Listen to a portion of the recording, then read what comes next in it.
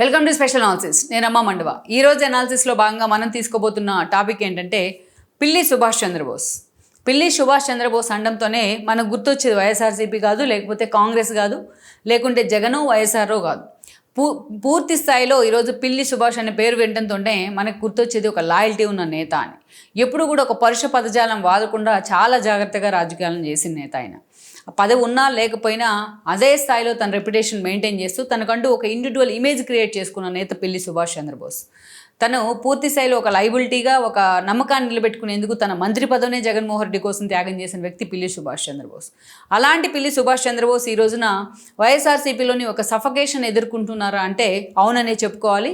ఎందుకంటే నిజంగా ఉభయ గోదావరి జిల్లాల్లోనే ఈరోజు వైఎస్ఆర్సీపీ భవిష్యత్తు కూడా ప్రమాదంలో పడుతూ ఉంది. మొన్నటి ఎన్నికల్లో అటు జనసేన ఇటు బీజేపీ కలిసి టీడీపీతో కూటమిగా ఏర్పడడం, కూటమి మొత్తం రాష్ట్ర వ్యాప్తంగా పలు జిల్లాలను స్వీప్ చేయడం ఒక ఎత్తు అయితే, ఈరోజు ఉభయ గోదావరి జిల్లాలో మెజారిటీ సీట్లు జనసేన ఖాతాలో పడడం, మిగతా సీట్లు టీడీపీ ఖాతాలో పడడం, కొన్ని బీజేపీ కైవసం చేసుకోవడం, మొత్తంగా స్వీప్ చేసే ప్రయత్నం చేయడం వైఎస్ఆర్సీపీకి ఒక ఊహించని షాకే.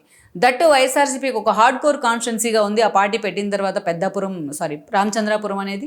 అలాంటి కాన్స్టిట్యున్సీలో ఈరోజు పిల్లి సుభాష్ కానీ ఆయన కొడుకు రాజకీయ భవిష్యత్తు కానీ పూర్తిగా డైలమాలో పడే పరిస్థితులు అయితే ఏర్పడ్డాయి. అందుకే ఈరోజు ఆ పార్టీ తరపున రాజ్యసభ సభ్యుడిగా ఉన్న పిల్లి సుభాష్ నిజంగానే సఫికేషన్ ఫీల్ అవుతూ ఉన్నారు. నిజంగానే ఆ పార్టీలో ఒంటరిగా ఫీల్ అవుతూ ఉన్నారు. పార్టీ ఓటమి తర్వాత ఆ స్థాయిలో జగన్మోహన్ రెడ్డి తనను పట్టించుకొని తీరు కానీ, తన కొడుకును దగ్గరికి తీసుకొని తీరు కానీ ఆయన నిజంగానే డైలమాలో పడేస్తూ ఉంది. ఈ పిల్లి సుభాష్ గురించి ఈ స్థాయిలో మనం మాట్లాడడానికి కూడా కొన్ని పరిస్థితులు ఉన్నాయి. వాటిని గురించి కూడా మనం ఇక్కడ హైలైట్ చేసుకోవాలి. వైఎస్ రాజశేఖర రెడ్డి పూర్తి స్థాయిలో పిల్లి సుభాష్ లాంటి వాళ్ళని రాజకీయాల్లో ప్రమోట్ చేసే ప్రయత్నం చేశారు. ఈ క్రమంలోనే తోట త్రిమూర్తులు లాంటి ఒక సీనియర్ నేతను కూడా ఓడించి పిల్లి సుభాష్ రామచంద్రపురం నుంచి ఎమ్మెల్యే కూడా కావడం జరిగింది. ఆయనకి వైఎస్ క్యాబినెట్లో మంత్రిగా కూడా బాధ్యతలు ఇచ్చారు 2009 ఎన్నికల్లో. బాధ్యతలు ఇచ్చిన కొన్ని రోజులకే వైఎస్ హెలికాప్టర్ ప్రమాదంలో మరణించారు. జగన్మోహన్ రెడ్డి ఆ రోజున ఓదార్పు పేరుతోని తన ముఖ్యమంత్రి చేయలేదనే కారణంతో వైఎస్ఆర్సీపీ అనే పార్టీని ఎస్టాబ్లిష్ చేశారు కాంగ్రెస్ నుంచి బయటకు వచ్చి. ఆ రోజు జగన్మోహన్ రెడ్డి కోసం మెజారిటీ నేతలు కొంతమంది ఎమ్మెల్యే పదవులు వదుకున్నారు, కొంతమంది కాంగ్రెస్ నుంచి, మరి కొంతమంది టీడీపీ నుంచి జగన్మోహన్ రెడ్డి వెంట నడిచారు. వాళ్ళందరిలో కల్లా సపరేట్గా ఒక ఇండివిజువల్ క్రెడిబిలిటీ క్రియేట్ చేసుకున్న వ్యక్తులు ఇద్దరు. ఒకరు కొండా సురేఖ, రెండు పిల్లి సుభాష్ చంద్రబోస్. వాళ్ళిద్దరూ ఆ రోజున క్యాబినెట్లో ఉన్నారు, వైఎస్ క్యాబినెట్లో. ఆ తర్వాత ఆ క్యాబినెట్ రోసే ముఖ్యమంత్రి అయిన తర్వాత కూడా అదే క్యాబినెట్ మెజారిటీ కొనసాగుతూ వచ్చింది. అయినా తమ మంత్రి పదవులకి జగన్ కోసం వదులుకొని వాళ్ళిద్దరూ కూడా బయటికి రావడం జరిగింది. ఒక రాష్ట్ర వ్యాప్తంగా ఒక ఇండివిజువల్ ఇమేజ్ వాళ్ళిద్దరూ క్రియేట్ చేసుకున్నారు.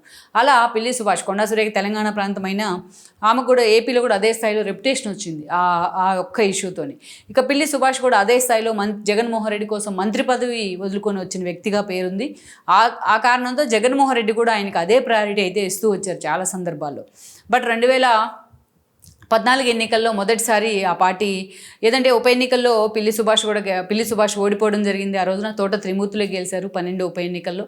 ఆ తర్వాత 2014 ఎన్నికల్లో అదే తోట త్రిమూర్తుల చేతిలోని పిల్లి సుభాష్ ఓడిపోయారు. వైఎస్ఆర్సీపీ నుంచి పోటీ చేశారు రామచంద్రపురం తరపున. ఓడిపోయినా సరే జగన్మోహన్ రెడ్డి అదే ప్రయారిటీ వాళ్ళకి ఇస్తూ వచ్చారు పిల్లి సుభాష్ ఫ్యామిలీకి.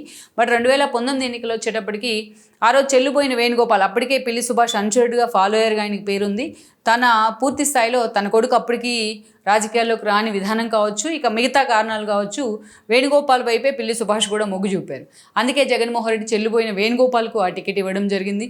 దాని చెల్లిపోయిన వేణుగోపాల్ అక్కడి నుంచి ఎమ్మెల్యేగా గెలిచారు కూడా రాష్ట్ర వ్యాప్తంగా ఉన్న జగన్మోహన్ రెడ్డి వేవ్లో.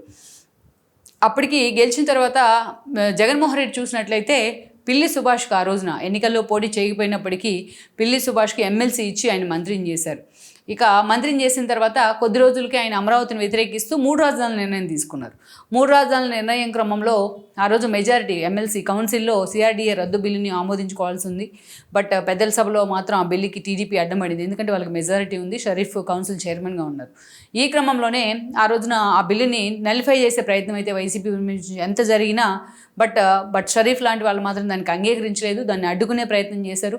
అందుకే ఏకంగా ఆ కోపం అంతా కూడా జగన్మోహన్ రెడ్డి కౌన్సిల్ మీదకి మళ్ళీ కౌన్సిల్ రద్దుకి ఆయన ప్రతిపాదన చేశారు ఆ రోజు. అందుకనే ఆ పార్టీ నుంచి ఎమ్మెల్సీలుగా ఉన్న వాళ్ళిద్దరూ కూడా, ఒకరు మోపిదేవి అండ్ దెన్ 2 సుభాష్ చంద్రబోస్, ఇద్దరు కూడా రాజీనామా చేశారు. తమ మంత్రి పదవులకి, తమ ఎమ్మెల్సీ పదవులకు కూడా రాజీనామా చేయడం జరిగింది. ఈ క్రమంలోనే వాళ్ళకి ముందుగా హామీ ఇచ్చినట్టు ఇద్దరికీ రాజ్యసభ సభ్యత్వం ఇచ్చారు జగన్మోహన్ రెడ్డి. అలా తనకు అవకాశం వచ్చినప్పుడల్లా కూడా వాళ్ళిద్దరిని అదే స్థాయిలో ప్రయారిటీ ఇస్తూ వచ్చారు, ఎస్పెషల్లీ పిల్లి సుభాష్ విషయంలో. అయితే అదే రెప్యుటేషన్ మాత్రం ఎన్నికల నాటి కొనసాగించలేకపోయారు జగన్మోహన్ రెడ్డి. ఎందుకంటే చెల్లుపోయిన వేణుగోపాల్ మంత్రిగా ఉన్న కారణంగా ఆయన ఆధిపత్య పోరు ఎక్కువ అవుతూ వచ్చింది. పిల్లి సుభాష్ అనుచరులని వేధించడం, పిల్లి సుభాష్ గట్టిగా మాట్లాడుతూ వాళ్ళ అనుచరులను జైల్లో పెట్టించే ప్రయత్నం చేయడం, కేసులు పెడతాం, ఇవన్నీ కూడా పిల్లి సుభాష్ డైజెస్ట్ చేసుకోలేకపోయారు. అందుకే తన కొడుకు సూర్యప్రకాష్ని అక్కడ ప్రమోట్ చేశారు, సూర్యప్రకాష్కి టికెట్ ఇవ్వాల్సిందని డిమాండ్ చేశారు. బట్ జగన్మోహన్ రెడ్డి ఒక దశలో ఒప్పుకోలేని పరిస్థితుల్లో అవసరమైతే నేను తన రాజ్యసభ సభ్యత్వానికి కూడా రాజీనామా చేస్తానని ఒక అల్టిమేషన్ ఇవ్వడం జరిగింది. ఈ క్రమంలోనే అల్టిమేట్కి జగన్మోహన్ రెడ్డి స్పందించారు, ఆయన బుజ్జగించే ప్రయత్నం చేశారు. చెల్లుబోయిన ఎట్టకేళ్ళకి రాజమండ్రికి పంపించి పిల్లి సూర్యప్రకాష్కి అక్కడ టికెట్ ఇచ్చే ప్రయత్నం చేశారు. సో అందుకనే శాంతించేటప్పుడు సుభాష్ ఎప్పుడు కూడా చూడని ఒక కోపాన్ని అప్పుడు చూపించే ప్రయత్నం చేశారు ఆయన. బట్ ఆ తర్వాత తన కొడుకు టికెట్ ఇచ్చిన తర్వాత ఆయన వైఎస్ఆర్సీపీలోనే కొనసాగే ప్రయత్నం. బట్ ఆయన సూర్యప్రకాష్ ఓడిపోయారు టీడీపీ నేత సుభాష్ చేతిలో. సుభాష్ ఈరోజు మంత్రిగా కూడా కావడం జరిగింది. దాని ఎన్నికల్లో వైఎస్ఆర్సీపీ పూర్తిగా ఈ రోజున 11 సీట్లకే పరిమితమైంది. ఇటువైపు చూసినట్లయితే తనతో పాటు రాజ్యసభ సభ్యులుగా ఉన్న మేధా మస్తాన్ దగ్గర నుంచి మోపిదేవి లాంటి వాళ్ళు కూడా రిజైన్ చేసి టీడీపీ బాట పట్టిన పరిస్థితుంది. ఈవెన్ బీసీ కృష్ణయ్య లాంటి వాళ్ళు బీజేపీలోకి వెళ్ళారు. ఇన్ని రోజులు తమతో కోపప్ చేసుకుంటూ వచ్చిన విజయసాయిరెడ్డి లాంటి వాళ్ళు కూడా ఈరోజు తన రాజ్యసభ సభ్యత్వానికి కూడా పార్టీకి కూడా రాజీనామా చేసి బయటికి వెళ్ళిపోయారు. ఆల్మోస్ట్ పిల్లి సుభాష్ లాంటి వాళ్ళు ఈరోజు ఒంటరి వాళ్ళు అవుతున్న పరిస్థితి అయితే ఉంది. అలాగని జగన్మోహన్ రెడ్డి వాళ్ళని దగ్గరికి తీసుకోనో అసలు రామచంద్రాపురంలో ఏం జరుగుతోందని ఆరాధీసే ప్రయత్నంలో అయితే జగన్మోహన్ రెడ్డి లేరు. అందుకే ఇలాగే ఉన్నట్లయితే తమ భవిష్యత్తు పూర్తిగా డైలమాలో పడుతుంది అనే కంటే తన వారసుడు భవిష్యత్తు కూడా డైలమాలో పడినట్లే అని పిల్లి సుభాష్ లెక్కలు కడుతూ ఉన్నారు. పిల్లి సుభాష్ ఈరోజు బయటికి వెళ్దామంటే ఆయనకి జనసేన పార్టీ దగ్గర నుంచి అటు టీడీపీ దాకా ఎవరైనా సరే ఆయనకి రెడ్ కార్పెట్ వేసే అవకాశం ఉంటుంది. అందుకే ఈ రోజున పిల్లి సుభాష్ మీద వాళ్ళ వారసుడి వైపు నుంచి అదే స్థాయిలో ప్రెషర్ ఉంది.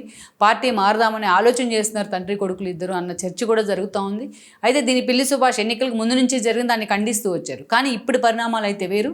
నిజంగా తన వారసుడి భవిష్యత్తు కోసం ఆయన ఆలోచించిన పక్షంలో ఆయన అటు జనసేన వైపు ఇటు టీడీపీ వైపు మొగ్గే అవకాశాలు అయితే పుష్కలంగా కనిపిస్తున్నాయి.